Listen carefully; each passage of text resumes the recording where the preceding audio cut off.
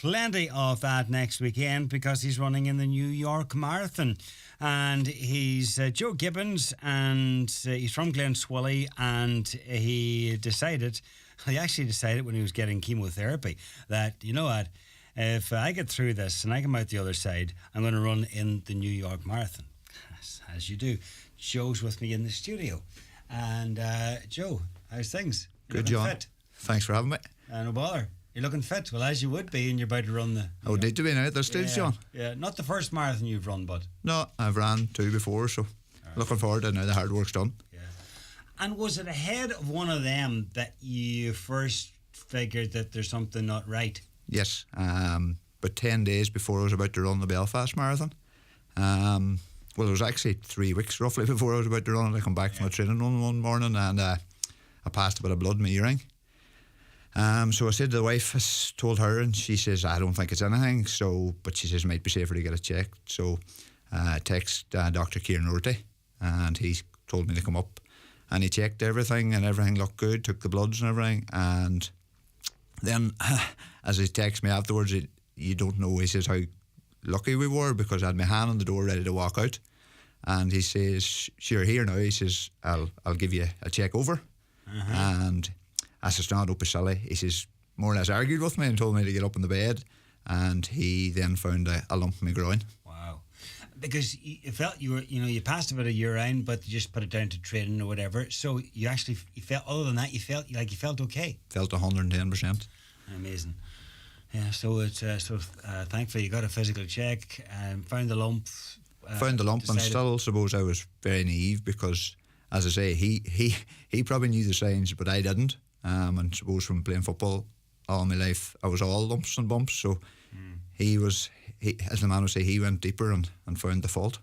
Right. Thankfully, he did. Exactly. So initially, what initially was the treatment?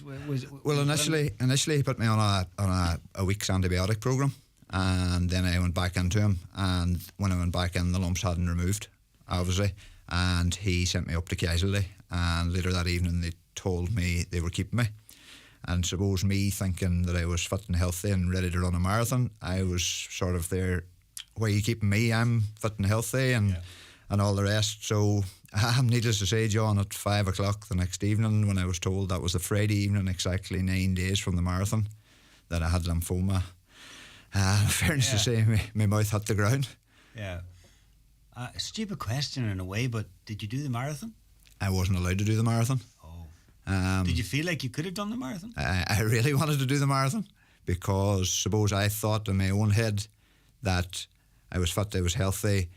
They told me the biopsy wasn't going to be for a week to 10 days or maybe a fortnight. And I thought, listen, this is probably my last ever chance. I was in the shape of my life. Yeah. And I thought I'd never ever get to run a marathon again. So I really wanted to do it, but they never let me do it. Okay. And since that, you've had 2 rounds of treatment. Is that right? No. Well, suppose I had 6 rounds of chemotherapy every 3 weeks. So I think it was 18 weeks chemotherapy. All right. So, but before that, they started a watch and wait.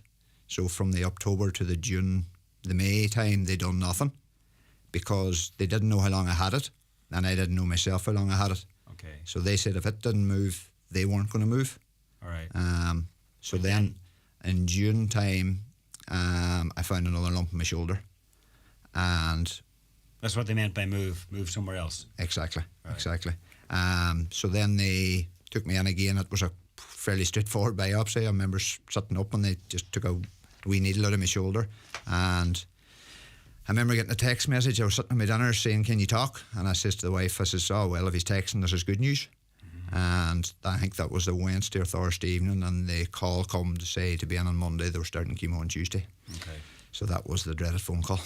Yeah, that was a bit of a disappointment, I can well imagine, and a big disappointment in the overall scheme of things, because you were ticking along at that stage. You were kind of figuring, well, nothing's happening, and I feel fine. Yeah, nothing had changed, and from the day, as I say, I never knew I had cancer, and I wasn't sick with it.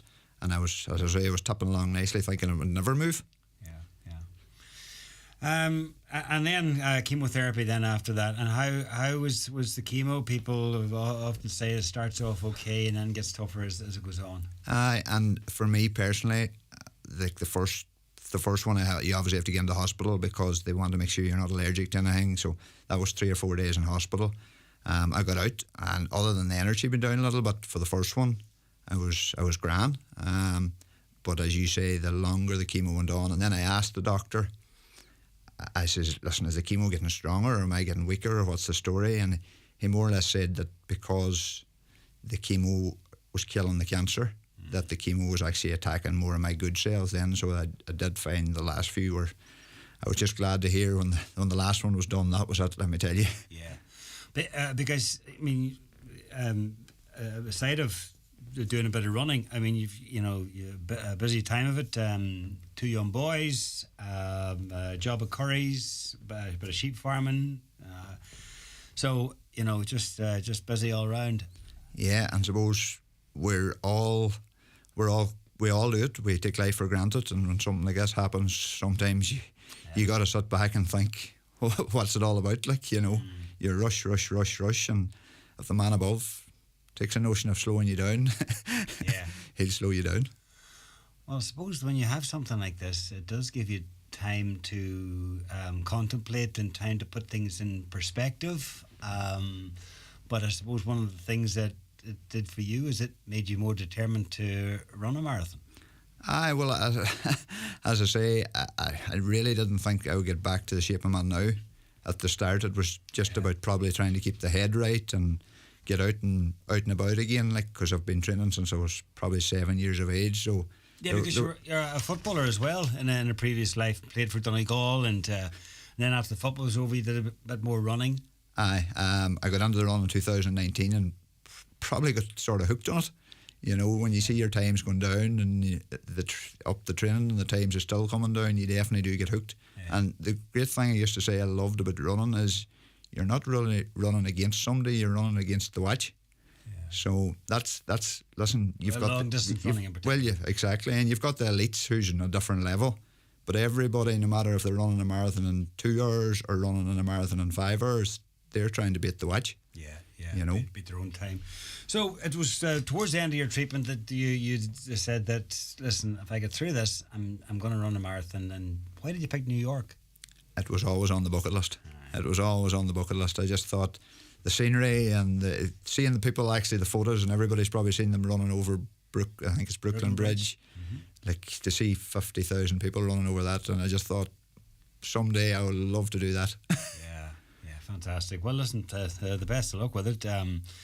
It'll be, it's a huge crowd for the New York Marathon and iconic landmarks and buildings and so on. So it'll be great. And all the training's done now at this stage. More or less, yeah. The favourite word, I suppose, is taper. So yeah. So the runs will be light between now and the weekend. The runs get lighter and the days get lighter. So the 6 o'clock starts will be getting fewer, thankfully. Because to run a marathon and give it a bit of attention and do it sort of semi-seriously, you do have to put in the miles. Definitely. I remember a good friend of mine, Marty Lynch, telling me when I started running, there's no great secret to running except run. And it's very, very true. Like, you don't have to do the sessions. Obviously, they help. Yeah. But if you do the miles, you get the rewards. And is most of the running done on your own, or do you have a running partner, or? I have a running partner. Well, most of the time when he doesn't sleep in. Peter O'Donnell from Kilmacrennan. Very good.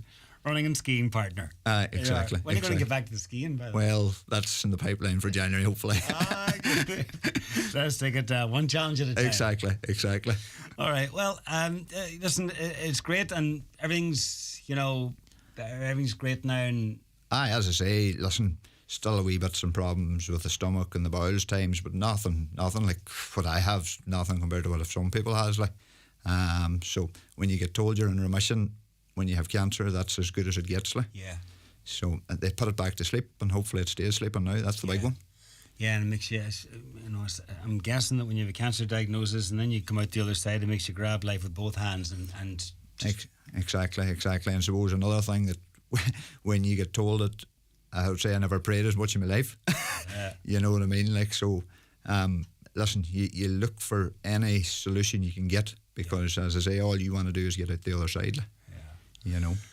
So anyone listening, and in particular men, and in particular young men who might feel healthy, if there's anything sinister going on, be determined, ask the hard questions, don't be afraid to ask for an examination as well. As I say, I know a lot of my friends was gumped as I was, and a lot of them went and got checked after I got checked, you know. And suppose with this marathon, I obviously was going to go and do it, but I wasn't going to publicise I was going to do it. But I thought, if I do this, and I says, if I can raise awareness that there is life after chemotherapy, and that was like, if it helps one person to get over it, you know what I mean? Or if you're told you need chemo, it's not the end of the day, like, it's not the end of the world. Yeah, no, and it's an important message, and it's important to raise awareness about that message as well. And not only you're raising awareness, but you're raising a few pounds as well. Absolutely blown away, John. There's a GoFundMe page. There's a GoFundMe page. If somebody had told me I would have raised 1,000, I would have been happy. I think it's at 11,000 and heading on the other side of that. Wow. So I'm absolutely, the generosity, and as everybody knows, when you ask the people of Donegal for help to raise money, they certainly do row on behind you. I'm speechless about that. Yeah, no, I know. I suppose it's for two good causes, John, which helps, you know. Yeah, Cancer Care West, the sports centre here in Donegal, and Pieta House. Yeah, okay, two great causes. All right. Well, listen, I'm not going to ask you about times and so on, but you'll complete it anyhow. Well, that's the plan, John. That's the plan. Hopefully, it all goes to the plan. When do you head over? This day week. Okay, brilliant. 2 years.